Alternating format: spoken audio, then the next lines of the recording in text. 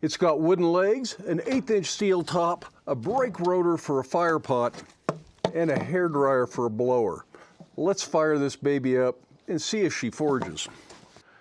Now, the heart of any forge is the fire. Fire needs to be contained in something. A fire pot is the typical thing. In this case, I'm using an automotive brake rotor as a fire pot. These are cast iron, so they should hold up very well. This one is about 8 inches in diameter, roughly 200 millimeters, and about 2.5 inches deep, or about 65 millimeters. Just use what you have. I went to a tire shop and asked them if they had something. This is what they had. They were willing to give it away for free. So I have nothing invested in this except a little bit of legwork. From that point, unfortunately, things get a little bit more complicated. This is not a project that can be done without tools. If you're starting from scratch and have no tools at all, you're either going to have to buy tools, borrow tools, rent tools, maybe find a friend that'll let you come over to their shop and actually build this thing in their shop, and then you can take it home and work at home. Or you're going to have to pay somebody to do some of this work for you. So the better selection of tools you have, the more options you're going to have. So with that said, the fire pot itself is going to be in a piece of sheet metal. This is what's going to support it. I'm using 1/8". 1/4 inch would be nice, but it's a lot more effort to work with, a lot heavier, and a lot more expensive. For my build, I'm going to cut this to the size I want and build the frame to suit this. Now, in my shop, I have the option of using a cutting torch, a plasma cutter, or I have a couple of metal cutting circular saws that are great for making these long straight cuts. If you don't have those options available, the source you get your steel from might be able to shear this to size for you, or they might have a rim or remnant available that's a suitable size. And if that's the case, build the forge to suit that piece of material. Don't cut something that's close enough. I'm going for about 2 foot by 3 foot on this. It really doesn't matter if it's 20 inches square, 20 inches by 4 feet, 2 feet square, 3 feet square, whatever it is that you can find a piece of material, start with that and then build to suit around that. And you don't have to worry about the long straight cuts, so you don't need tools like a circular saw. Now, you will still need to cut a hole to put the brake rotor in. Plasma cutter, cutting torch, these are the ideal tools. If you don't have those, find a friend that has those tools. They can cut the hole for you. Or if you're buying your piece of material from a steel supplier, chances are they can do that, but they're going to charge you for it. It's going to cost more money if somebody else is doing the work for you.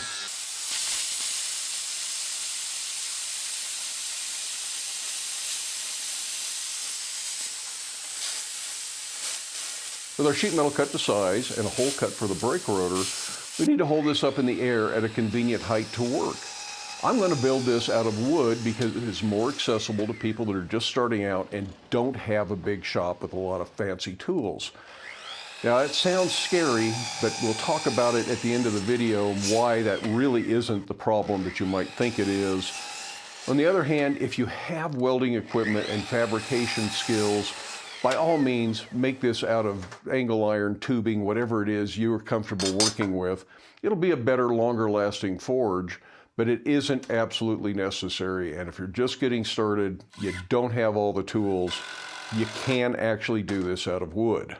When I started blacksmithing, my first forge was a brake rotor with 3 legs made out of pipe. The blower was scrapped out of an old vacuum cleaner. It was underpowered. The fire pot was too deep to get a good hot fire in. It just had too much coal in it.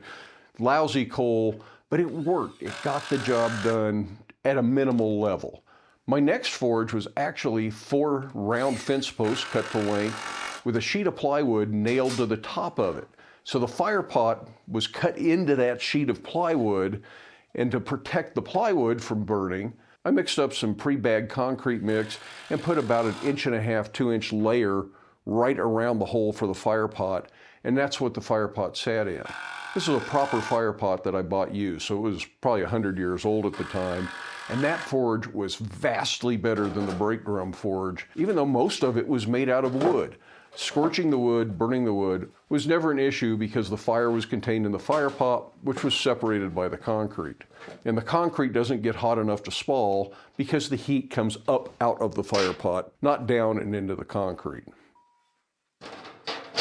Now this is the kind of project that always takes a lot longer than you think it's going to, so I am pleasantly surprised that so far we're only about an hour and a half into this project.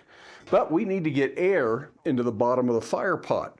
To do that, I bought some simple plumbing parts. Simple, but not cheap. These are 2-inch black pipe fittings. And I went to a plumbing supplier in town, which was way cheaper than any of the prices that I was finding online. And this still cost me $89 for these plumbing parts. This is another example of having the tools to do the work is going to save you a lot of money on something like this. It would cost way less if you could just buy tubing, or you only need about this much tubing to create the tweer or the air inlet for this. But knowing that a lot of people that are going for a forge like this aren't going to have the tools available, they aren't going to be able to cope pipe together to create a T-joint, I went ahead and spent the money on the parts. So this will start with a floor flange that will go on the bottom of the brake drum. Brake rotor. That will then go into a short nipple with a T. Now this doesn't have to be airtight. It's going to work just fine even if you don't bother using pipe dope and thread sealant and all that stuff. I see no point in it. So then I've got another short nipple down here, and that just gets a cap. I think that's a 2.5 and this is a 4 or something like that. If I can get the cap to thread on. And then the blower will connect to this piece.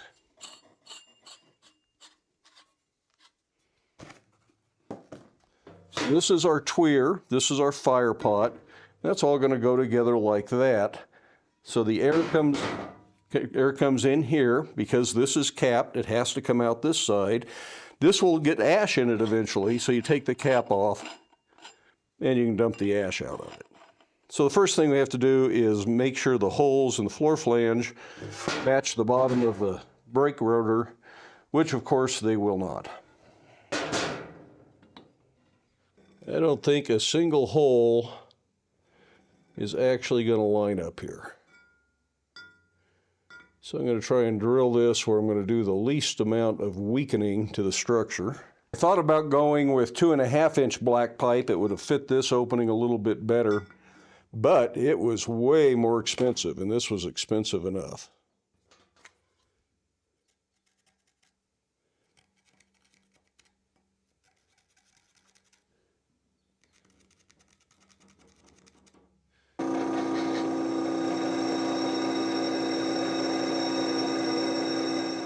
I'm drilling this for 1/4-inch bolts. I think that's more than sufficient.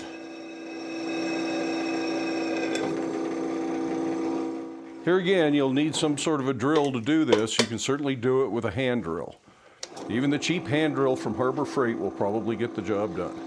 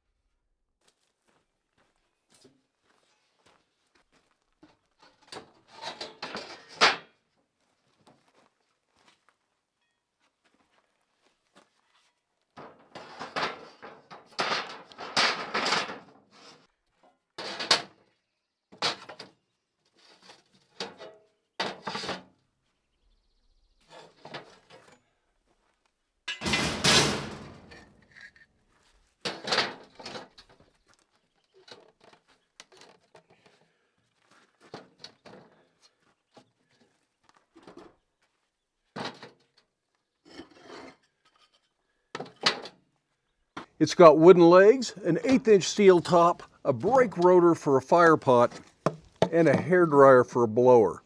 Let's fire this baby up and see if she forges.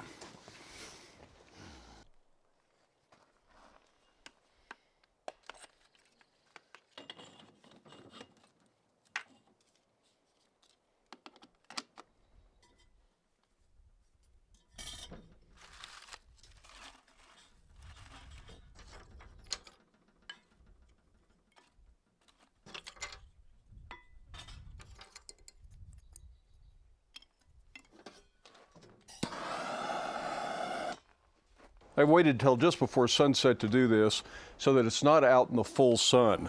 Working outdoors in the full sun, it's really hard to judge the color of the work. It's also kind of miserable to be out in the full sun for a forging session.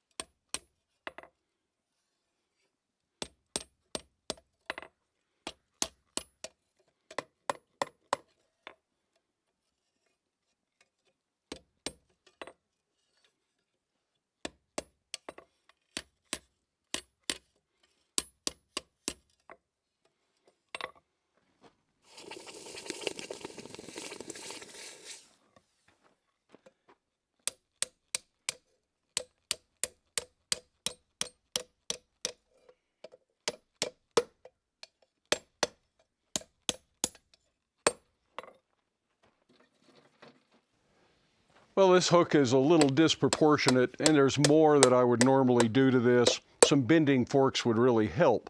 But with this setup, I don't have a bending fork out here, and I'm not going to resort to going into the main shop just to correct some of the irregularities. This is really a test of the brake rotor forge. And while it's a successful test, there are some issues that I would like to correct and some improvements that I would like to make. For one thing, I tripped a little internal breaker on the hairdryer, and as it cools off, it comes back on, but it needed to sit and cool off. So that's some time that I couldn't spend forging because the little hairdryer just isn't up to this much work continuously. And this hasn't even been running for an hour. Since the time that I lit it to now has only been about 45 minutes. And that includes a lot of time moving the camera around. So some of the other solutions for a blower might be better. Some people use the output on a shop vac. Some people use leaf blowers. There are all sorts of little squirrel cage blowers and actual forge blowers available out there that would all be an improvement. And I think we're going to make some sort of an improvement on this in the next few weeks. We'll get this to the point that it is a fully functional forge, even if it's a fairly simple forge. Another thing I see is that because of just the general heat in the area, my steel top is starting to bow a little bit. Not a big deal, it's not going to hurt anything, but a 1/4-inch plate top would have been a little bit better, or some sort of reinforcement underneath here would have been good. And I'll probably look into doing some reinforcement as we make some improvements on this forge. The top has not been permanently attached.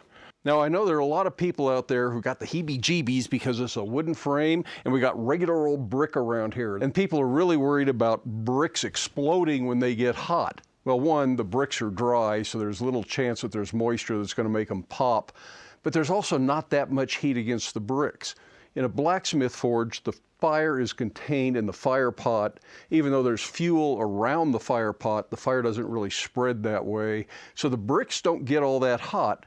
They do protect the wood from the radiant heat, and that's why I'm not real worried about the wood. Wooden forges are not a new idea. I've been in a lot of shops that had a very similar forge to this, although most of them had a regular cast iron fire pot that was meant for blacksmithing instead of old auto parts. But even then, there is certainly some risk, and if you're worried about it, make this out of angle iron. It's going to be a better forge in the long run. But you will have to have the ability to weld or be able to borrow a welder or go to a friend's shop that has a welder. And if you're just getting started, that may be unrealistic. So this does work. You just have to be careful and don't go off and leave it. There's still a smoldering fire in here. I'm not going to walk off and leave that fire as I go away. For one thing, I'm outside and we live in a wildfire area, so I'm not about to leave a fire that could get blown out of there if the wind comes up tonight. Quite honestly, it's been quite a pleasant evening and I've enjoyed working out here, but I still wouldn't leave a fire going when I go in. Always make sure you shovel the fire out, hang around in the shop until it's good and cold, or sprinkle a little water on it. I wouldn't pour water down inside the brake rotor or a cast iron fire pot because you could crack those. But if you shovel the fire out to the side, you shouldn't have any problem. So personally, I'm not too worried about this. But you have to take responsibility for what you're doing and pay attention and deal with any potential problems before they become real problems. Just another good reason to keep a couple of buckets of water around. And a fire extinguisher is a good idea. I have a fire extinguisher right there in the shop. Got a bucket of water here, 50-gallon barrel of water over here. I got a 30-gallon barrel in this shop. I got another 20 gallons or so in that shop. Plenty of water if I got that wood too hot, I could put it out really easily. So before you run out and build exactly what I've built here, check back in a week or two. We're going to do some different things. We're going to try a different blower, and we're going to see if we can find a better solution than the expanded metal for the air inlet. I think that's probably plugged up, and I wouldn't be surprised if I burned through it even in this little amount of time. So as we leave this video, I'm going to shovel the fire out, take a look at that, make sure to sprinkle a little bit of water on here so everything is safe. I do want to thank each and every one of you for watching the video, with a special shout out to my channel members and my Patreon patrons. Channel members get early access to the videos, usually a day or two early. Patreon patrons not only get early access, but they get the videos ad-free, and occasionally there's some sort of behind-the-scenes content that go out to the Patreon patrons. So if you're interested in the early access access, or particularly the ad-free videos, you might want to check out Patreon. But again, thank you everybody for watching. Hope you have time in your day to get out to your shop, make something, stay safe, wear your safety glasses. We'll see you for the next video.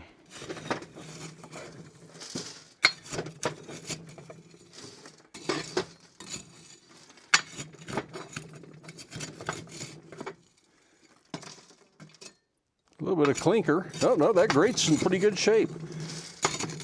I think it's just ash and clinker that was causing the problem.